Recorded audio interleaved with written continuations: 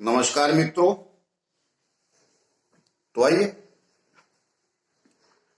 जैसी हमारी आपकी पीछे से चर्चा चली रही है कि आपकी कुंडली में आत्मकारक ग्रह आपका कौन सा है, तो मैंने कहा था कि जो ग्रह आत्मकारक आपकी कुंडली में हो जाता है वो मनुष्य को वैसा बना देता है। अर्थात जिस ग्रह का जो गुण धर्म पाया जाता है उसके अंदर, वो मनुष्य को वैसा बना देता है स्वभाव का। तो आत्मकारक ग्रह आपकी कुंडली में कौन सा है, कैसे जानेंगे? तो मैंने आप सबको पीछे डिटेल से बता ही दिया। थोड़ी जानकारी जिन लोगों का ग्रह, माफ कीजिएगा, जिन लोगों का गुरु ग्रह आत्मकारक है तो उनको भी दे देता हूं। तो आइए बात आगे करें, उसके पहले छोटी सी प्रार्थना है जो आप सबसे हर वीडियो में करनी पड़ती है। वो ये है कि जिन लोगों ने हमारा चैनल सब्सक्राइब नहीं किया है वो कृपया कर लें, उस समय बल और शक्ति मिलती। और इस लोकतंत्र में जनता से ही पता चलता है कि आप किस दिशा में अग्रसर है। और खासतौर से हम लोगों का जो वीडियो जाता है उसे आप ही लोग बताते हैं कि हम सही दिशा में हैं या नहीं। तो ये बात करते हैं, और लाइक करना, शेयर करना तो आप लोगों की श्रद्धा के ऊपर। तो यह बात करते हैं गुरु की, इसलिए मैंने बोर्ड पे देखी और कुछ लिखा भी नहीं, गुरु के सिवा सिर्फ गुरु लिखा। तो मैंने पीछे बताया हुआ, लेकिन एक लाइन आपको दोहरा देता हूं। जिन लोगों का गुरु आत्मकारक होगा तो कैसे जानेंगे आप अपनी कुंडली में कि हमारा आत्माकारक प्लेनेट गुरु है? तो बड़ी सरल पद्धति है, बड़ी सीधी सी है, और इसमें राहु केतु को नहीं गिना जाता। राहु केतु किसी भी अंश पे हो तो आपकी कुंडली में जो ग्रह सबसे अधिक अंशों पे होता है, 1 से 30 अंश ही ग्रहों के होते हैं वो एक राशि में। जैसे 30 अंश कंप्लीट होने पे होते हैं तो वो ग्रह वो राशि बदल देता है, आप सभी जानते होंगे। और काफी विवेकवान व्यूअर्स हो गया आज का, समझदार वो। तो अब उसमें से आप अपना आत्मकारक ग्रह कैसे खोजेंगे अपनी कुंडली में? तो बिल्कुल सरल पद्धति, 1 से 30 अंश ग्रह के होते हैं एक राशि में। उस अंशों पे आप देखेंगे कि आपकी कुंडली में 9 ग्रह बैठे हैं तो सारे ग्रहों का अंश अलग अलग है। कोई 5 डिग्री का, कोई 7 डिग्री, कोई 8 डिग्री का, कोई 9 डिग्री का, कोई 10 डिग्री का, कोई 12 डिग्री का, कोई 25 डिग्री, कोई 26 डिग्री का, इस तरह के अंश पाएंगे। लेकिन उस पर राहु की तो छोड़ दीजिएगा।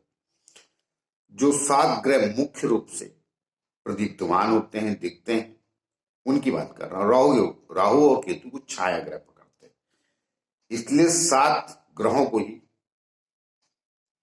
उनमें से ही कोई एक ग्रह हर मनुष्य की कुंडली में आत्माकारक होता है।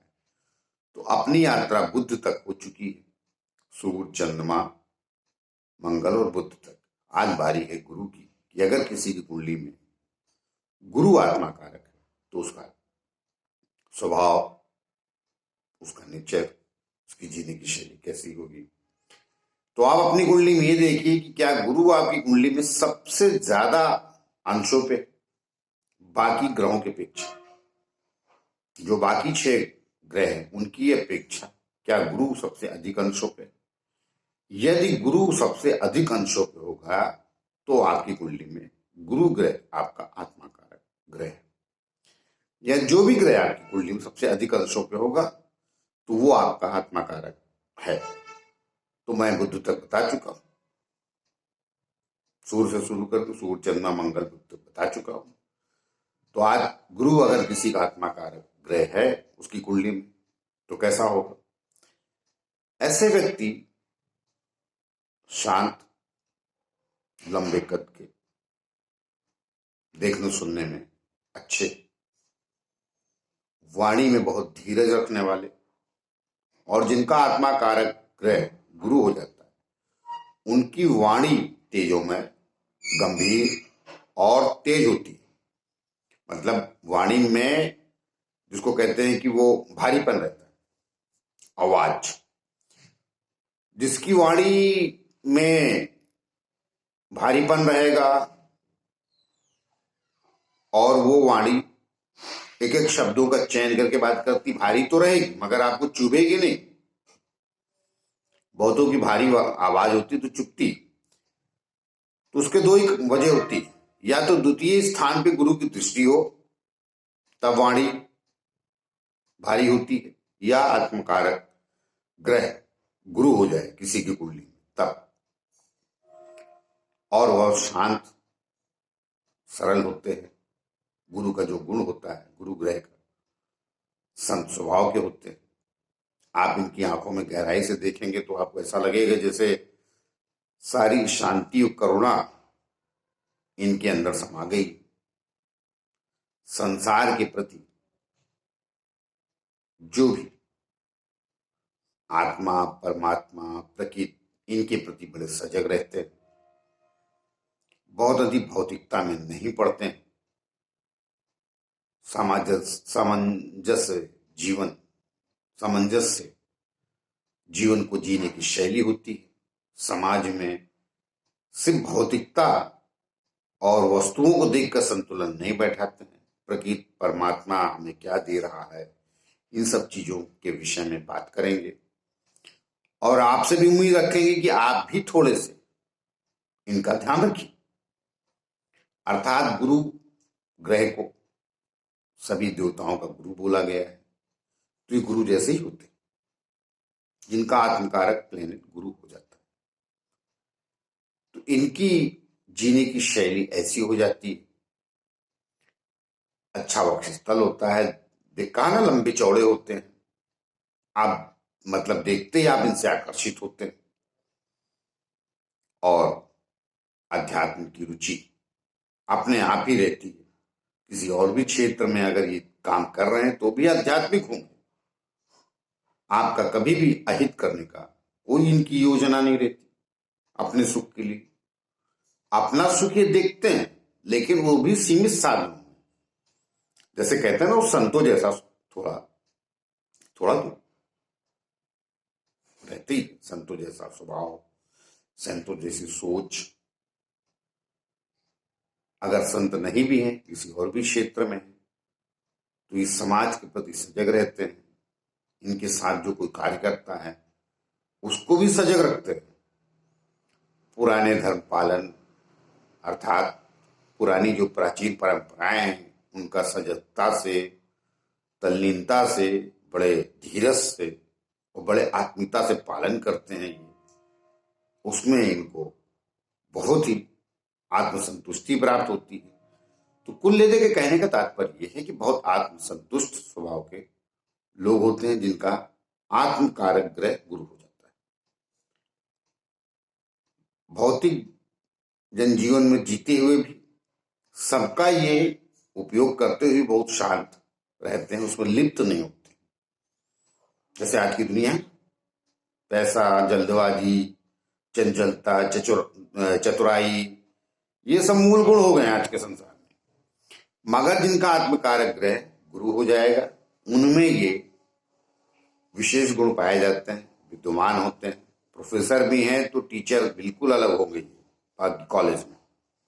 इनकी बोलने की शैली, स्टूडेंट को समझाने का तरीका, तो स्टूडेंट कहेंगे यार वो जो टीचर है, अर्थात वो जो प्रोफेसर है, लेक्चरर है, जो भी है जिस पोस्ट पे, बोले वो एकदम कुछ अलग विचारधारा से समझाते हैं, बड़े सरलता से समझाते हैं, समझ में आ जाती बातें।